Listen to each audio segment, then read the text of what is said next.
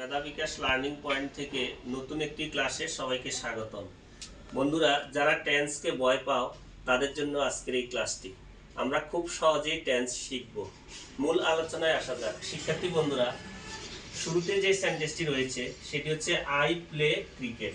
আমরা সবাই জানি আই হচ্ছে সাবজেক্ট, আর প্লে হচ্ছে মূল ভার্বের প্রেজেন্ট ফর্ম, আর ক্রিকেট অবজেক্ট। মূল ভার্বের প্রেজেন্ট ফর্ম থাকলে প্রেজেন্ট ইনডিফিনিট। প্রত্যেকটা সেন্টেন্সের মধ্যেই সাবজেক্ট থাকবে এবং অবজেক্ট থাকবে।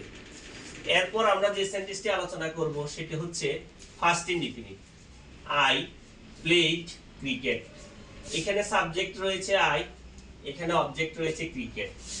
এখানে ছিল প্লে, যার কারণে ছিল এটা প্রেজেন্ট ইনডিফিনিট, প্রেজেন্ট ফর্ম। আর এখানে প্লেড, এটা হচ্ছে ফার্স্ট ফর্ম, সেজন্য এটা ফার্স্ট ইনডিফিনিট। শিক্ষার্থী বন্ধুরা, সবশেষে এখানে রয়েছে I shall play cricket. I shall play cricket, এখানে রয়েছে সাবজেক্ট, এখানে রয়েছে অবজেক্ট। শিক্ষার্থী বন্ধুরা, একটু লক্ষ্য করলে বুঝতে পারবে এখানেও প্লে, এখানেও প্লে। তাহলে পার্থক্যটা কি?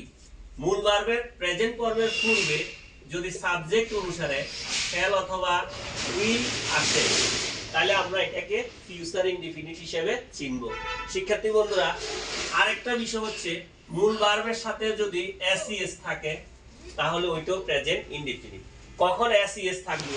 যখন সাবজেক্ট সিঙ্গুলার হবে, হি, শি, ইট, করিম, মিনা, তখন আর প্লে হবে না, তখন হবে প্লেস। শিক্ষার্থী বন্ধুরা, আমরা যদি মূল ভার্বের প্রেজেন্ট ফর্ম থাকে সেটা হচ্ছে প্রেজেন্ট ইনডিফিনিট।